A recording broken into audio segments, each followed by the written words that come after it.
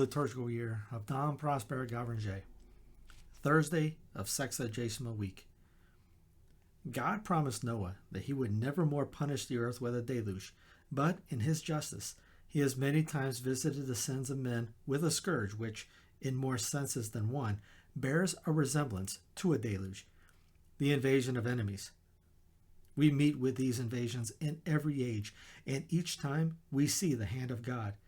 We can trace the crimes that each of them was sent to punish, and in each we find a manifest proof of the infinite justice wherewith God governs the world.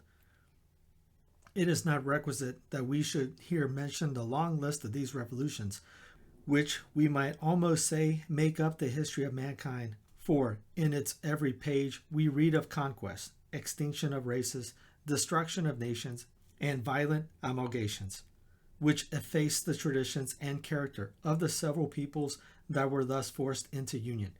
We will confine our considerations to the two great invasions which the just anger of God has permitted to come upon the world since the commencement of the Christian era. The Roman Empire had made itself as preeminent in crime as it was in power. It conquered the world and then corrupted it. Idolatry and immortality were the civilization it gave to the nations which had come under its sway.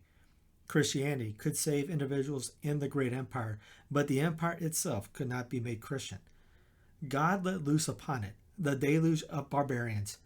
The stream of the wild invasion rose to the very dome of the capital. The empire was engulfed. The ruthless ministers of divine justice were conscious of their being chosen for this mission of vengeance, and they gave themselves the name of God's scourge. When later on the Christian nations of the East had lost the faith which they themselves had transmitted to the Western world, when they had disfigured the sacred symbol of faith by their blasphemous heresies, the anger of God sent upon them from Arabia the deluge of Mohammedanism. It swept away the Christian churches that had existed from the very times of the apostles. Jerusalem, the favored Jerusalem, on which Jesus had lavished his tenderness love, even she became a victim to the infidel hordes. Antioch and Alexandria, with their patriarchates, were plunged into the vilest slavery, and at length Constantinople, that had so obstinately provoked the divine indignation, was made the very capital of the Turkish Empire.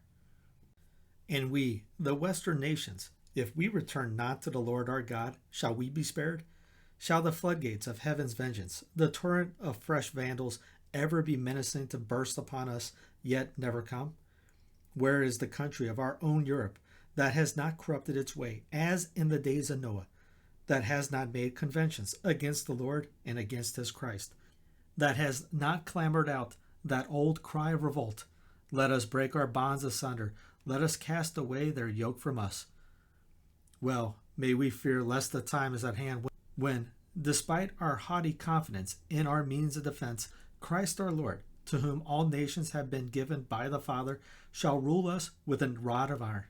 Christ our Lord, to whom all nations have been given by the Father, shall rule us with a rod of iron, and break us in pieces like a potter's vessel.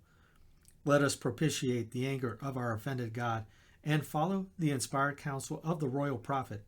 Serve ye the Lord with fear, embrace the discipline of his law, lest at any time the Lord be angry, and ye perish from the just way. We find the following beautiful words in the Ambrosian liturgy for Sexagesima.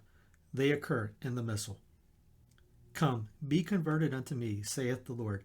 Let us come weeping, and pour out our tears before God. For we have been negligent, and because of us is the earth suffering. We have committed iniquity, and because of us are the foundations of the world moved. Let us hasten to avert the wrath of God. Let us weep and say, O thou that takest away the sins of the world, have mercy upon us.